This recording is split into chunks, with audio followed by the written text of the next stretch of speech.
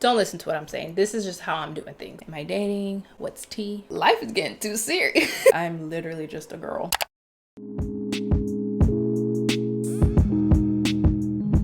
Hello, we are here filming a video and it's the first video of 2025. I have a cocktail here. I made myself a pineapple mango margarita, but I just wanted to make a cocktail, sit, we can yap. I did ask you guys to leave me some questions on Instagram, so I'm gonna go through some of those and we're just gonna do our makeup while we talk. Did y'all miss me?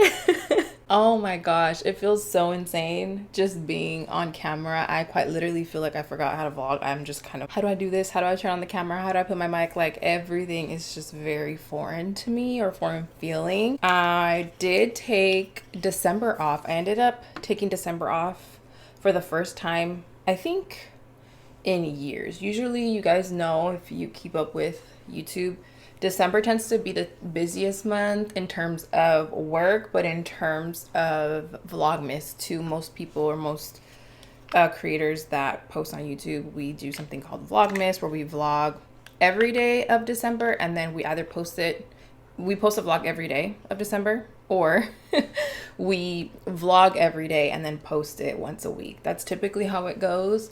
And this year was the first time in a while that I decided to just rest instead of kind of working overtime. And so now I'm kind of getting the wheels turning again. Well, I'm kind of lying. I didn't really take December off because I was still posting on Instagram. I was actually pretty consistent during the month of, I was actually pretty consistent during the month of December on Instagram. I posted a lot of reels because I wanted to prioritize short form content, because that's a space that I feel like I'm still kind of navigating for some reason. I'm a long form girl. Like, YouTube is my thing. This is kind of where I thrive, and I just find it easier for me to be able to sit down and talk and then chop through a long video, which is kind of weird because you would think it'd be the opposite. Usually short form is quick, easy, simple, but I tend to overthink TikTok. I tend to overthink reels. That's where I was the month of December. I wrote some notes on my computer because I don't want to forget what I want to talk about. 2024, and I promise after this video I'm done talking about it, because I myself am fed up with talking about it. But 2024 was rough. It felt really fast but slow at the same time. It was a blur, but yet I remember everything. I don't know. It was just such an odd year, and you couldn't pay me $1 million to relive it. You just couldn't. If you're just stumbling across this video in 2024, and I don't want to start like super down, but this is just the reflection. This is reality. 2024, I lost a few close loved ones, and that was tough. I really only lost one loved one. That was my grandfather, and this was years back, and that was like the first really heartbreaking loss and the closest. And so after that, time has gone on, and thank God nothing had really happened since then. And so this year came and I lost two more very close people in my life. Dealing with grief in general this time around felt very heavy. I think maybe because it's a combination of I just turned 30, and the natural thoughts that come with aging, if you will, like getting older, and then just seeing people come and go is just like, oh, life, like, this is real. And I kind of found myself in a space of feeling super, I don't even like to claim the word anxious, but that, like, in that category, I just was feeling really unsettled when it came to the topic of losing family or death in general. I was just like, this is so scary. And so I kind of finally like got myself out of that space, and I not necessarily move on, but just learn how to cope or move past that. In the midst of that though, before even all of that happened, I was in a space of contemplating whether I wanted to leave the apartment that I lived in, the apartment that to me was my like dream apartment. I was like, oh my God. It was a loft style apartment in downtown. It was really nice, big, amazing lighting. It was the apartment building that I had that for the first time, I had the best lighting ever. And that's something that I never had in any of the apartments that I had. I always kind of had to make it work. This was the first apartment where I was like, I don't have to make anything work here. Everything is exactly how I need it to be. And so when I moved in there, I was really, really happy. But the crazy part is, and I'm taking it all the way back to the beginning of 2024 here, but the crazy part is when I was moving in there, I kind of had like this weird feeling. A lot of it was because this is the first apartment I was moving into where the rent was a lot higher than I was used to paying. And that made me really nervous because I was like, man, am I gonna be able to do this? But I was like, the opportunity's there. I feel like I can do it. Let's just do it. Now in hindsight, looking back, I was just like, just because you can do it doesn't mean you should. But I think that's a lesson that I had to kind of learn, and that might have not even been the lesson I needed to learn for real, because I really don't know what this is all unfolding for or to, but that's what it feels like right now looking back. When I first moved, I again was in a space of just feeling like a lot was going on, but I was just like, I just feels like it's the right move to do, so let's just do it. The first few months were a little bit hard settling into that apartment for some reason. I can't pinpoint it, and I would tell my family and friends, like, it just feels like something is off. Whenever I would come up to my floor, to my building, I just felt off. I just felt so weird. And I would enter my place, and although I loved it, I felt uneasy. And so I was like, what is this? Whatever. Ended up dealing with it, moving on day by day. It got better, and I ended up loving my space. I was finally like in a place where I was happy, living life. And then boom, lost a loved one. And I was like, okay. And that was in a very tragic way. The first loss was, no. I lost 3. First one was my grandfather's brother. And my grandfather's brother, this is the why it was really, really hard just emotionally, because my grandfather's brother looks just like my grandfather. And so anytime we would see him, he wasn't somebody we would see super, super often, but every time we would see him, it would bring this joy/sorrow. And for him to pass and just know like that's the last, it felt like that was the last piece that we had of my grandfather here, because he looked just like him. I think the week after that, lost a close friend. That was very tragic, the way everything happened. And then a couple weeks went by, and then work just kept feeling like it was at a standstill. Obviously, the economy is trash right now. And I don't really even like going into like that side of things. But yeah, work was slowing down so much month by month. I was just like, whoa, what is happening, y'all? Like, this is kind of getting a little scary. I don't want to have to start dipping into certain savings to try to make this work. So I would just kind of watch how things were going like month by month. And I was just like, man, should I just bite the bullet and move out of here? Or like, what is the next move? Because I was just kind of feeling like the amount that I was paying there wasn't worth it at all. And especially for how slow work got. And what I mean by work is I do social media full time, if you, again, are just stumbling across this video.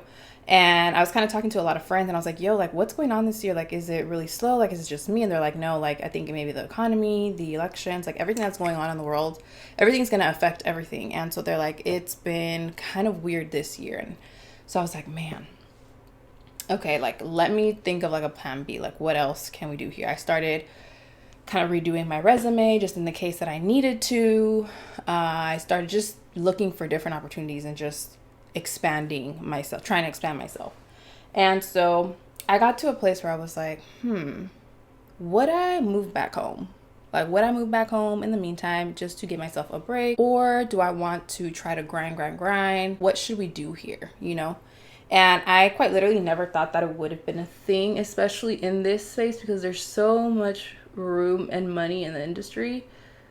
So when that started happening, I was like, whoa, this is a little eye-opening, but also something that if you work in the social media industry, it should just kind of be on the back of your mind, because what we do is not really guaranteed. But then again, nothing is.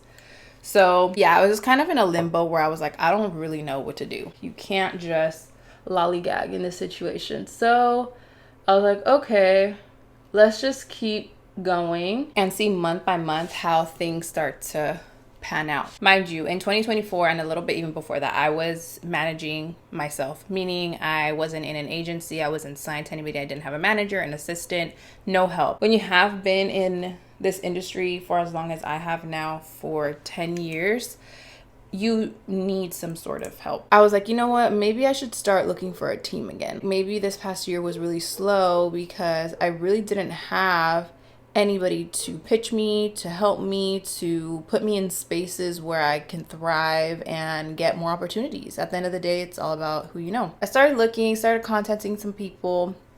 I actually had made a list of 6 or 7 agencies that were my top agencies to reach out to, some which I was signed to before, and a few on there were dream agencies. These were agencies that to me, I was like, man, this is far-fetched right now for me, in my opinion. I was like, this is a little far-fetched, but I'm just going to add them to the list.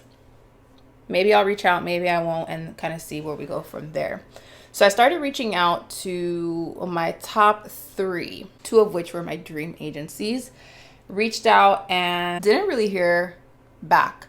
This was, I think, in July. So after I reached out, I just kind of let the message sit there for a while, and I would just kind of check on it just to see if maybe they read it or if they didn't. After, I want to say like a month or 2, I decided, okay, it's not meant to be. So I'm just going to let these go and move on to the next few that I have on my list. I heard back from some. I was in talks with a few of them, going back and forth, just kind of getting a feel for each other, see if we feel like we're a good fit. A week after I was this close to signing to one of my other agencies that I was really like looking forward to, I was a week from almost signing, and I got a DM on Instagram from my number 1 dream agency.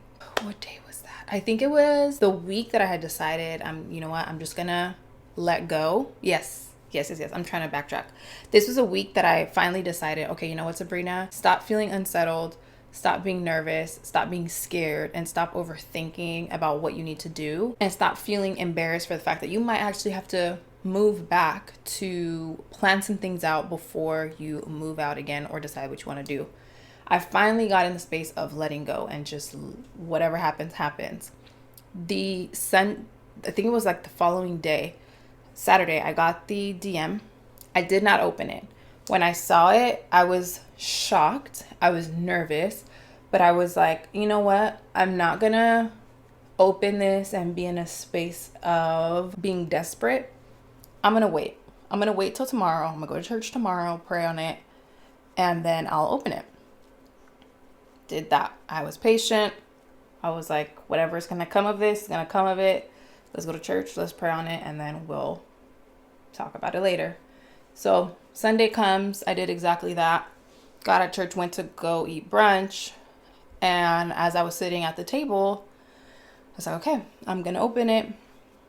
And I opened it, and sure enough, it was a message from the CEO that she wanted to plan a meeting for that week so we can hop on a call and so we can chat through and see if we would be a good fit for each other. And I was so excited. I messaged her back and I was like, yes, like, let me know. Or I think I told her my availability. And then she was like, cool, like, we'll keep in touch. So she scheduled the meeting, which I was really surprised that she got back to me on a Saturday and that I read it on a Sunday, because typically brands or companies, they are like Monday through Friday. They're not really going to check their social media on the weekends and whatnot. So I was at brunch. I was just so happy. I don't know if I cried. I can't remember, but I was just really excited. And I was like, wow, the timing of me finally deciding to let go, and then this happens. The following, I think it was a Tuesday, comes and I hop on the phone with her. And the first thing that she tells me is, obviously, you know, she's like, it's nice to meet you. And then she's like, it's so crazy because I was scrolling through my social media this weekend and I came across one of your posts. I went to your page and I saw how dope you were and like you seem like super cool. And I was like, let me reach out to her because she seems like somebody that would be a good fit. And she's like, I usually pride myself in finding people to add to our roster. And she's like, little did I know, when I clicked on the message box to message you, you had already messaged me first. She's like, I saw your message after seeing your post pop up on my social media page. Mind you, this was a few months after I had messaged them. So if I hadn't popped up on her algorithm, and when she said that, I went back to look at the call again because it was recorded for note taking. I went back to watch the call again. And when she said that in the moment, my face was so blank because I was processing what she had said. I was like shocked. And she was probably like, what the heck's wrong with this girl? But I literally was silent for like a second. And I was like, oh my God. And I was like, wow, that's so crazy. And I kind of like snapped back into the conversation. But I was just processing the timing of how everything was going because I quite literally felt like my life was kind of falling apart. So then we keep in touch.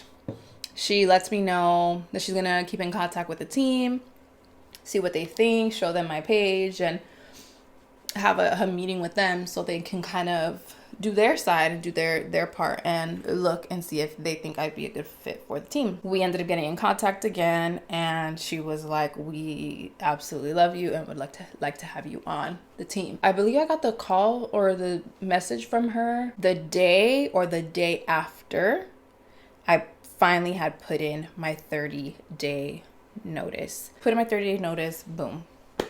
We want you signed to our team. And I was just, again, the timing, I was so impressed. I think one of the things that I'm absolutely learning is that when you learn to just let go of things, that's when things start to really, really flow and flourish. At least that's what I'm experiencing and what I have been experiencing the past few months. So after that happened, I was really excited. I was excited. That's all I have. So this agency, I keep saying the agency, this agency that I'm talking about that I'm now officially signed to is Kensington Gray. And if you know, people on the Kensington Gray team, they do the damn thing. You could just go on their website and look at the roster and you'd be like, oh, they know what they're doing. Like they know exactly what they're doing. So yeah, that's who I'm signed to now. That's my dream agency. That was my number one pick. And when I tell you, before I reached out to them, I was literally in a space of feeling like, maybe I should wait. I don't think I should reach out to them yet. I don't feel like I'm at the potential that I need to be at in order to receive a yes from them just yet. I didn't believe I couldn't do it ever, but I was just like, I feel like I need to post more. I need to elevate my content or my platforms a little bit more before I reach out to them and get their eyes on me. I wanted to improve. And little did I know, Shanae was like, we love you just the way you are. Like the content you're posting, amazing. Your engagement, amazing. Just the way that we see your page going in the future, you already do great and your page has so much more to reach. Like you're really only at at that time, I think I was like at 48,000 followers. And they're like, you still have so much more room for growth. And we see it, we love it how it is now, but we also want to be a part of helping you get those higher numbers and just evolve and grow as somebody in this space. And it just felt amazing. I feel like for me, it has always been slow and steady wins the race. For my entire life, everything that I've ever experienced has always been slow and steady wins the race. Your time will come. Be patient. That's the story of my life. And 10 years in, I'm signed with my literal dream agency. And so I'm proud. I still haven't even celebrated that. I am trying to figure out, maybe I'll do like a 2-in-1 for my birthday or something. But yeah, that's something I want to celebrate because I don't typically celebrate wins like that because one, I don't quite feel like people really understand the capacity to which that means. But two, I'm like, okay, well, what next? And I need to get out of that space. I need to just sometimes sit in what's going on. But yeah, I'm sad to them. I was really on cloud 9 when it came to that aspect. And I was like, okay, I'm going to move back home. I'm taking a leap of faith. And I feel like this is going to be good. While all of that is true, at the same time, I experienced my other grandfather pass away. The day after I moved, or the week that I moved back home, just like that. So I was like, okay, now I'm seeing why I'm being called to move back home. It's making sense. And I'm going to listen. I'm going to surrender. I'm going to let go. I'm not going to question it anymore. So from that point, I was full of grief yet again, but joy at the same time because of the choice that I made to come back home, and because things on one end were falling into place and things on the other kind of felt shattered. Oh no, I'm missing a point. I had loaded up my car with the last few things. Yes, this was the last day of me packing up my things and moving them here to my parents. I had my car full of stuff and I was on my way to my parents, and something told me, like, no, stop by your grandma's house first. It's kind of like my parents is that way, my grandma's is that way. And I was like, should I go to my grandma's house first? My car's full of stuff. I don't want to park it. And then my car has stuff and it gets broken into or something. But I was like, no, my grandma's house is fairly safe. Like, I'll just go to my grandma's house, go visit, and then I'll unload my car when we make it back home. So I drove to my grandma's house and parked in the car. And when I tell you, I was in my car for a good 10 minutes. I was on my phone and I was like, okay, let's go inside. Went inside. Everybody was devastated. And I was like, is everything okay? Like, what's going on? And they're like, it just happened right now, right before you walked in. And so I know that was protection, because I don't think I could have experienced seeing everything happen. And especially because I'd just gotten through grief in a very traumatic way, I think this wasn't for me to be there for. Because I was literally parked outside and I didn't even think to get off. I was just in the car, just like taking some time, because I was already ripping and running all day from packing up my car. I was packing up my car on my own. So I was like, I need to decompress. And then sure enough, I walked in and everybody was just, yeah. So I don't want to end on, well, I'm not done. I'm not going to end on that note. But I say all of this to say the timing of how things play out in your life a lot of times can be very questionable. A lot of times very doubtful. I'm not going to lie. I had what am I trying to say? I had a lot of moments of doubt, of fear, of whys.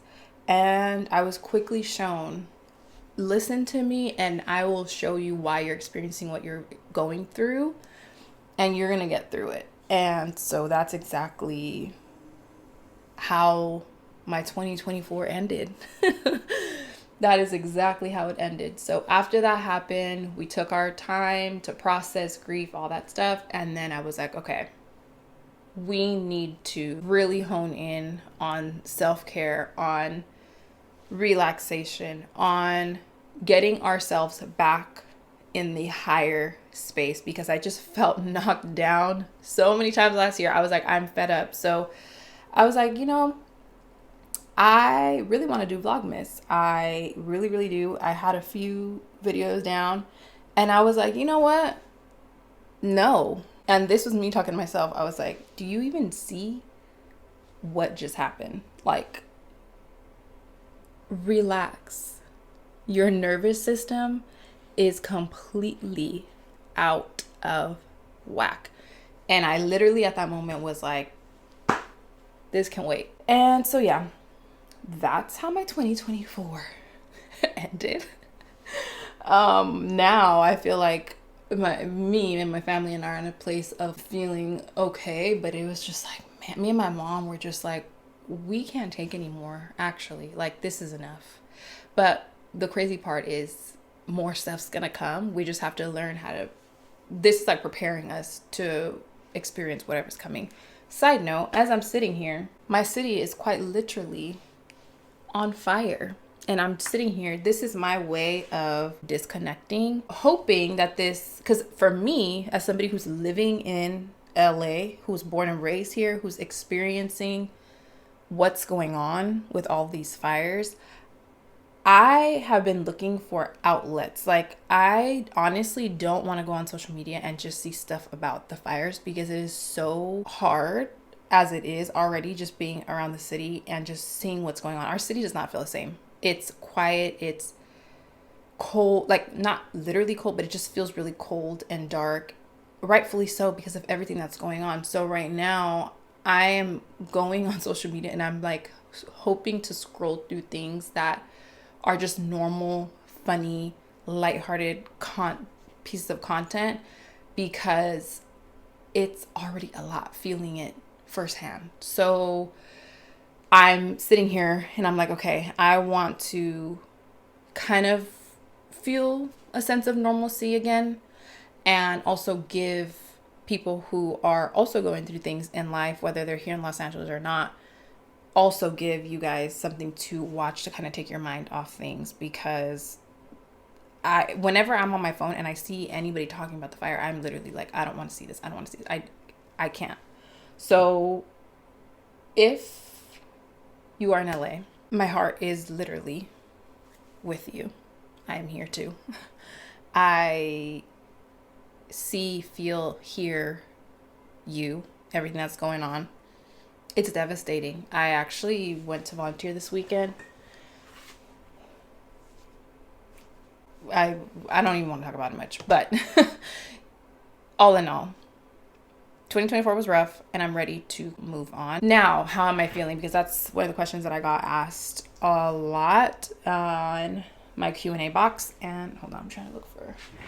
That's something I got asked a lot in my Q&A box. And thank you to everybody who asked me because that's very thoughtful to just be curious as to how I'm feeling now that I have moved back home and I've been here for like 2 months now. I'm feeling so much better. This month, I started to really feel more at peace, relaxed. I'm starting to pick up a routine kind of. I will say living with others, it's a big transition because I'm coming from living on my own. I've been living on my own for like 3 years. And then moving back in with other people is just different because not only am I living with other people, but it feels like I'm living in somebody else's space, even though it's my parents' home.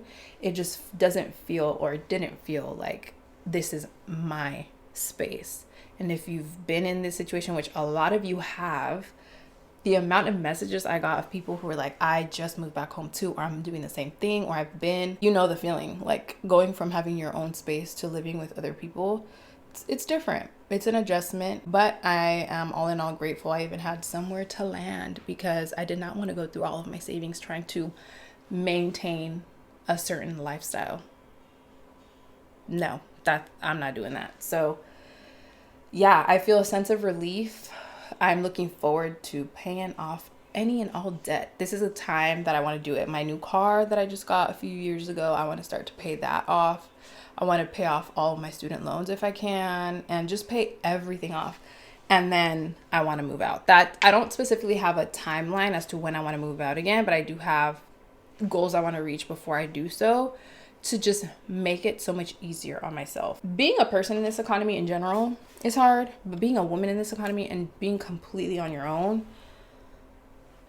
it's also very tough. So I'm trying to just eliminate anything that I can to make it easier on myself to survive. To survive and live the lifestyle that I like to live. Now that I've talked about everything that happened, or the most impactful parts of 2024, I do want to take this moment to just let it go. I don't even want to create much content about it anymore. I want to move on. I don't want to talk about it much anymore because it just feels like I'm going to be hanging on to the past and like things that happened. I'm so ready to just flourish and thrive in this moment and in the future. And I just want to let go of everything I had to go through to get here. So I'm really looking forward to this year. Aside from how it's starting, I do think that this year is going to be full of life for me. I don't know how to explain that. aside from it's a feeling that I have. Cheers to that. I already feel like I'm back to my happy, light, cheerful, glowy self. For a moment there, I was like, y'all, life is getting too serious. I'm like, life is getting way too serious right now. I'm literally just a girl. Now that I've given you a breakdown of that, let me go to my questions. People normally leave the good questions for the end, but I'm just gonna get into it because it's the first question right here. And it was the most common question, is how is my dating life? Am I dating? What's tea? What's going on? And on that topic, I actually posted a sponsorship that I had with Bumble, that one was so fun.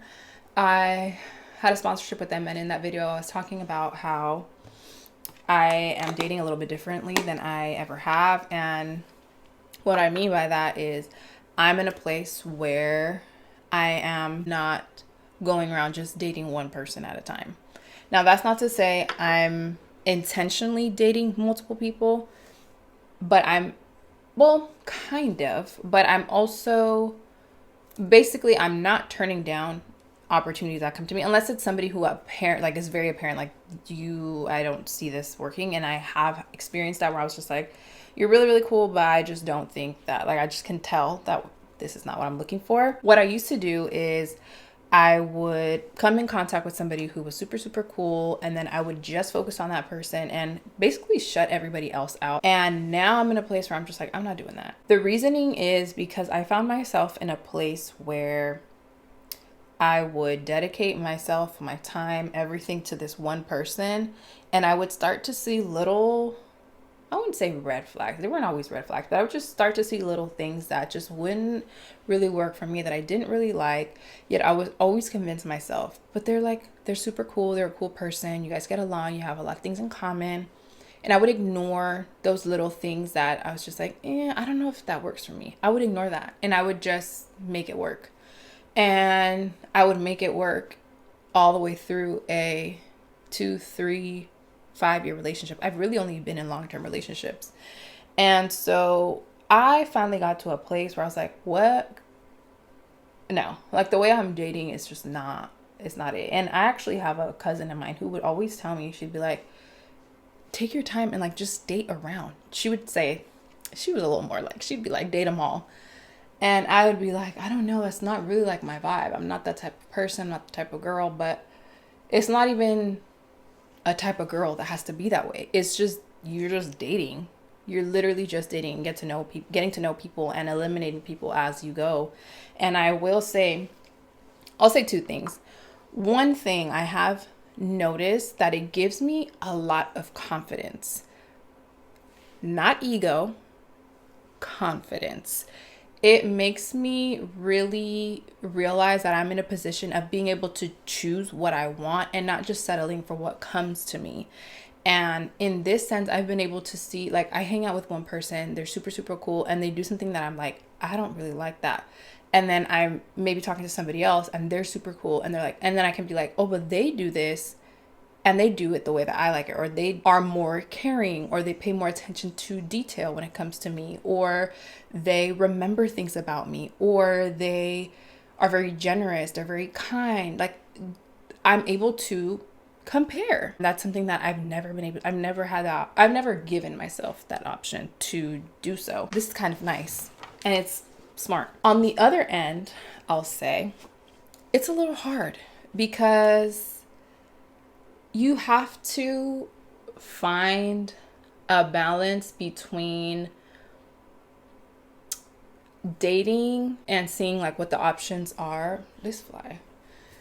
Dating and seeing what your options are and just kind of like weeding people out, but also trying to make sure you're not hurting anybody's feelings in the process. So what I mean by that is you have to, if people ask, of course, you don't have to don't listen to what I'm saying. This is just how I'm doing things, okay? I'm not I'm not a therapist or a relationship coach, but for me, I've noticed, and I know this is just the lover girl in me, I noticed that I'm afraid to hurt people's feelings. I'm afraid to like be dating and then hurt somebody's feelings because we're a few dates in or a few months in and I'm like, okay, I actually might not like this person. So I've learned in the process to just be real. I'm blunt. I'm honest. Old me, I would have been so scared to be honest or whatever, but I tell men how it is. I'm like, I'm not in a relationship until I'm in a relationship. I'm dating, and unless and until there's a conversation about us both agreeing to be in a committed, exclusive relationship to one another, until that point, I'm not in a relationship. And you are not in a relationship with me. Because the last thing I want is for anybody walking around thinking we're in a relationship and we're not. And so yeah, I've learned to be really honest throughout my dating process. If they ask, I think for me, if a man doesn't ask, it to me and just kind of imply like we're not really in a relationship. But there have been moments where men will ask like, oh, how's like dating going for you? Like, how do you date? Blah, blah, blah. Then I'll let them know. And that just shows that you have boundaries. It shows that you have boundaries and you have standards. And the man that is for you is going to meet you there. And the man that is for you is going to recognize all of the traits that you have and all of the amazingness that you have. And they're going to move in the direction that makes the most sense. And they're not going to put you in a space of questioning what things are. I've been there too. In the midst of dating, I caught myself in a situation where while I was dating, I was kind of also like dating somebody who it just felt, I just felt confused. And I was like, why do I feel confused? Like, I feel like I shouldn't feel confused for as long as I've known this person. And so I kept dating, and I kept being honest about like, I'm still not going to stop dating. Like, I'm not closing any doors. And it still kind of felt confusing. And there's actually a lot more to the story on like everything, but I got to a place where I was just like, Sabrina, you have this feeling, just follow it. Just listen to yourself, because when you haven't, it's always kind of punched you in the throat. So just listen. And yeah, so that's kind of where I'm at with dating. So am I dating someone? I'll say I'm just dating. I'm dating with intention, but also not really. I also am in a place in my dating life, and this is very recent, matter of fact. I've gotten to a place where I'm just also tired of trying to find my person or look to see if like, oh, could this be my person, or am I gonna come across them in the elevator, or I'm exhausted. Let's catch a vibe. Let's get to know each other as friends first, and then if it flourishes into something romantic, cool. If it doesn't, cool. Because I more recently made the mistake of, or I've always made the mistake of just jumping into the romance side of things, and then it doesn't work, and then you stop talking to the person forever, or just in general, and it quite literally could have been a great friendship or a great connection, and because you went into it with the mindset of romance, it just didn't. You just never talked to the person. This is somebody who you shared intimate details with about your life, or like you had a really strong bond with, and then they're just gone. So that's more important to me now than more than anything. And I'm just kind of learning to let go of the grip that I have on, or that I had on wanting someone. I'm actually very content right now with anything that happens. I'm actually in a place right now where I'm like, I'm kind of good. And that's very weird for me, because I am very much a lover girl through and through. Like, y'all know me. I love me a good relationship, okay? But no, I got to a place where I was just like, I'm actually cool, like, with whatever happens. No pressure.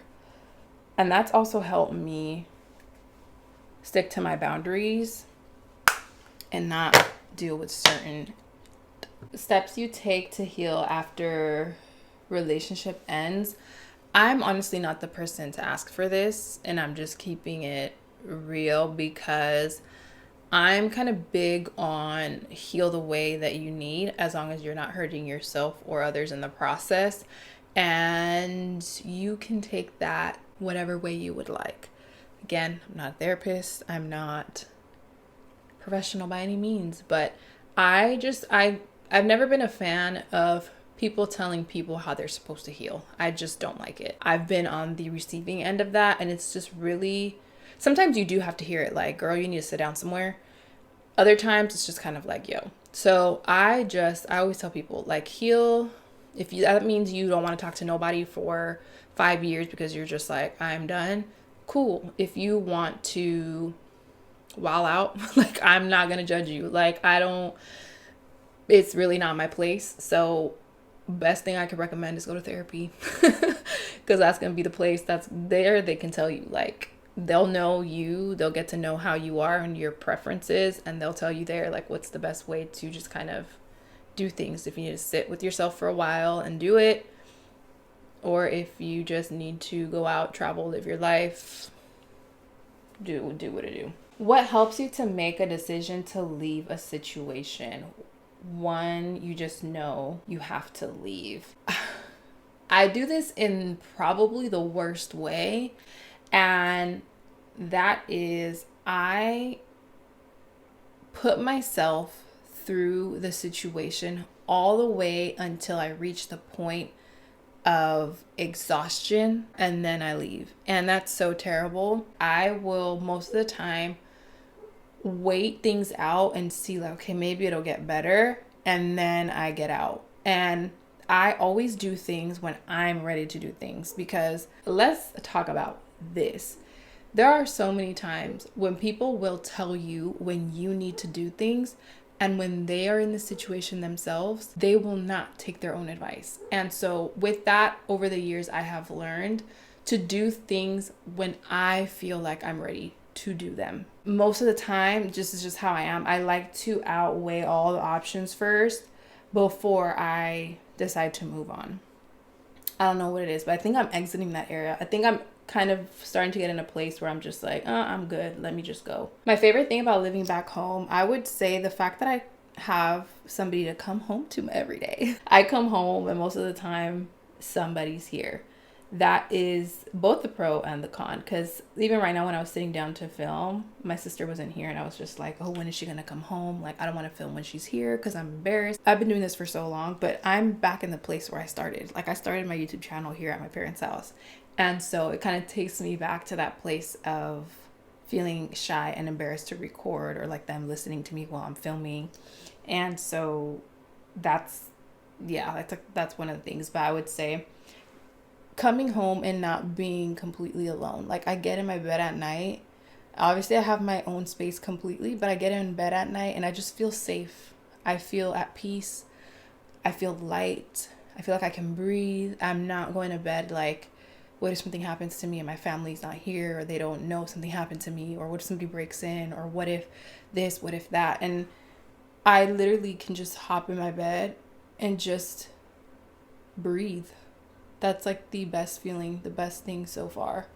Oh, and the fact that my sister, she loves to cook. So coming home sometimes, and there just being food, that's really nice. A lot of times I'll get groceries and then she cooks.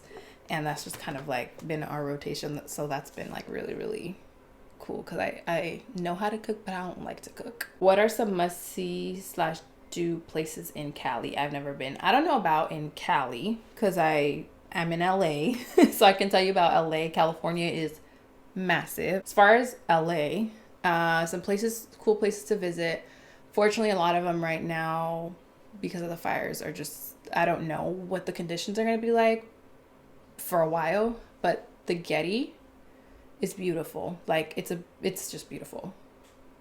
Malibu, of course. The Grove, I love going to the Grove. I love just going and walking, sometimes shopping, or just grabbing something to eat. That's like one of my places that I go to like for self-care, or just to like just to get in some sun, get in some air, be around other people. There are a lot of people that come from out of town that go there, so just keep that in mind.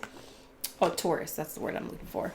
There are a lot of tourists there, but it's really nice to go to just walk, get some fresh air. There's a lot of other stuff around there. One of my more recent favorite restaurants that I like to go to is Bakari. There's one kind of around there. Go to Community Goods to get a matcha. They have my favorite matcha. Another cool place, you can also go to La La Land inside of the Grove. Those are more of like the touristy LA. Oh, you can also go to downtown and go to like Grand Central Market. You can go to some beautiful places out in like Pasadena. I've also been. It's a little more calm out there. Oh my gosh, you have to go to Century City. Century City Mall. Go there. And there's a lot of museums. You can go to like LACMA, you can go to the Broad, you can go to, there's a lot of places. Those are just a few though. Do you have any life decisions that you regret? No.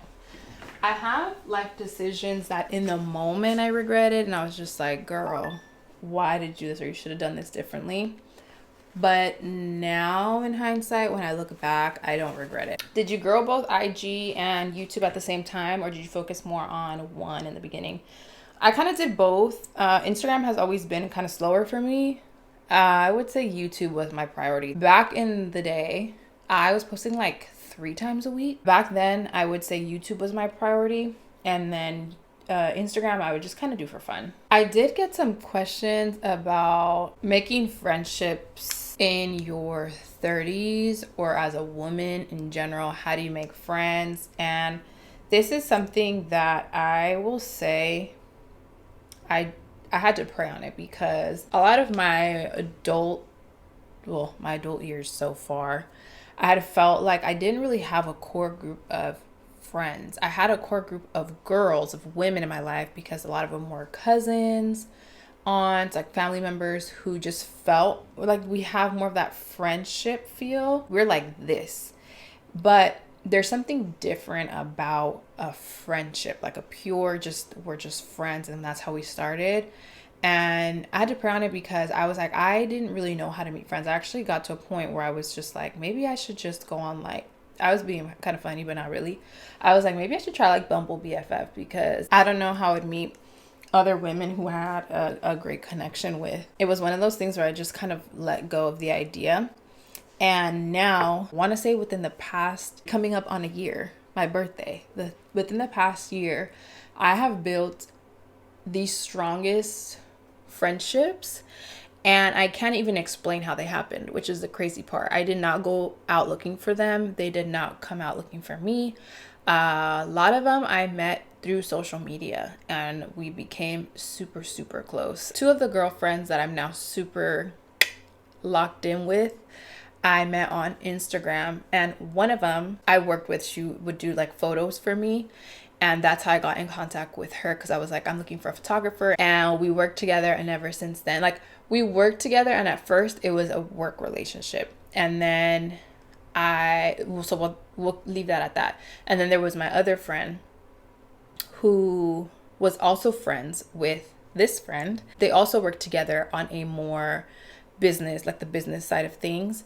And then February of last year, I was like, you know what? I want to get together, just all girls, for my birthday and have a big dinner. I feel like I need this type of energy, just being around a bunch of women. And I was like, you know what? I want to invite them to my birthday, and whoever comes. I also invited a lot of the women that I went to DR with when I did that trip. The trip with a bunch of strangers, and it ended up turning to us being like this too. They weren't strangers. There were a bunch of girls who like followed me on here and stuff. Love y'all if you're watching. But yeah, we went on a trip together, so I invited them to my birthday too. I was like, if you guys can come, cool. If not, totally fine, because we're from literally different states, different parts of the world. So I was like, I'm just gonna send the invite, and whoever can come comes. So the 2 friends I'm talking about, I invited them, and they came together. And ever since that moment, from then on, we became close. Like, we started talking more. It happened so effortlessly. And now, I want to say within the past like 6 months, we have been like this. We can't go longer than like a month without seeing each other. And that's another thing I love, is that a lot of the friendships that I have, we're not super like, oh my gosh, I need to see you like now, or I need to see you like every day. We live our life, and then we're like, okay, let's go grab lunch. And I love that for us, because a lot of us are busy. That happened. And then my other close friendship, I actually met her through somebody that I used to be with, and our friendship stayed intact. And then, yeah, I won't go into detail, but our friendship stayed intact, and then we came super, super, super close after that. And we've been kind of like inseparable since. So I think there's no formula or rhyme or reason. I think just do what you would want done to you when it comes to friendship. A few examples I would say: if you're in an elevator and there's another woman in there, say hi, make conversation. Hey, like, how are you? I love your top. Like, where'd you get it from? Like, oh my gosh, you seem so cool. Like, let's talk. Or just make conversation. A lot of people don't do that out here, especially in LA. I feel like everybody is chin up and just doing their own thing, or they're just trying to get something from a lot of people, which is so unfortunate. So it's kind of hard to find like genuine connections, I will say, but just try to have those conversations with strangers that you come across, because you just never know what it can turn into. And just be consistent. And I think that something eventually will end up coming out of it. Somebody asked me on here if I think it's too late to start a YouTube career. No. And let me tell you, now's the time, because now a lot of people are wanting to come on YouTube because TikTok is going to be no longer. I think this is a great time to come on here and start posting. But I will say, this is something I say to every single person, because a lot of people always ask me about advice to start social media. You have to, there's no way around it. You have to post, and you have to be consistent. You just have to. More times than not, you may not see the results for a while, and you just have to still push through that. I know actually that we live in a world where we want that instant gratification and we want things to work out immediately. But most of the time, social media isn't that. For most people, it does take some time. So just keep that in mind. I always tell people, do it because you love it first, because then it won't feel like a chore. And then once it grows from there, you're going to continue to love it, versus doing it because you're expecting something and then ending up disappointed if it doesn't happen in the time frame that you want it to. But it's also good to have goals and things that you want to achieve, or like if you want to hit certain milestones, because that'll push you to do it. But if they don't happen, I strongly encourage you to still be consistent. Would you consider living outside of America, and where? That makes me nervous because I'm huge on family and all my family's here. Even moving out of the state makes me nervous. This is something also that's kind of been in my heart a tiny bit, like in a little part of my heart, is like maybe exploring other states. But I think I just need to travel more first and see if I really am like getting the itch to move somewhere, or if I'm just like, I just want to travel. But two places that I am kind of drawn to are Texas and New York for some reason. But what I want to do is maybe go out there and be there for like 2 weeks to a month and just kind of like live life out there and see what it's like. I'm not saying that I'm going to move or that I want to. I don't know what the future holds, but those are just two places that this fly is getting annoying. Those are just two places that kind of just call my name for some reason. There are a few more questions, but I do want to end off with a little more dating talk. I just want to talk about some of my experience so far, I guess, and things I'm observing now that I'm in the dating space, because I hadn't really dated like I'm dating now ever, and it's been fairly interesting. When the girlies said that dating was hard nowadays, they weren't lying. Okay. And I am a lover girl through and through. I have been the delusional lover girl who just is like, we're going to get married, we're going to have kids, we're going to be happily ever after. This is my husband, my man. But I am here as a certified lover girl to tell you that they were not lying. Dating is so rough. And now that I've dated, I've kind of gotten an array of different experiences. And I'm going to say this in the most humble way possible, but a lot of what I'm realizing is there's a lot of intimidation involved in dating. At least for me and my experience. I've had experiences where men will literally be mean in their approach and then try to get my number or try to get my Instagram or try to connect. And it is the strangest thing And I want to clarify, I'm always super kind in my approaches. There's this thing of like, let me take her off her high horse and then make my move. I'm also noticing a lot of men have the materials, and they don't know what to do with it. And it's so insane, so bizarre. And I'm really starting to see what people are saying when they say that it feels like a lot of men want us to approach. And I get that men also have emotions and want to feel safe and feel cared for and all those things. But at the same time, I don't know. It's hard. Dating, I'm finding, that's why I kind of got to a place where I'm just like, Lord, take care of it, because I don't have it in me. Or even not having like connection, like good conversation, like nothing to talk about. And I hate to be that person because I love love and I have hope, but it's been what a lot of people said that it would be. So now I'm just like, I just want to have fun and meet people and see kind of where it goes from there. But I was hoping it wouldn't be that way. When I got back into the field, I was like, let me see. But no. They were right, child. Well, I'm gonna end the video here because my camera is dying, but I hope you enjoyed this chit chat, this sip and yap and sip, us just talking, catching up again. I had a really good time just sitting here and talking to you guys. I do want to do more videos like this. I actually want to do more sit downs for 2025 aside from just vlogs. I want to just sit down and do videos like this again and kind of take it back to like OG YouTube. So yeah, thank you guys for sticking around and watching this very long video. I hope that you enjoyed, and thank you to everybody who sent in questions. I hope you guys are staying safe, healthy, love, and loving on others as we are starting off this year a little hectic. I love you guys. Thank you so much for tuning in, and I will see you all in my next video. Mwah.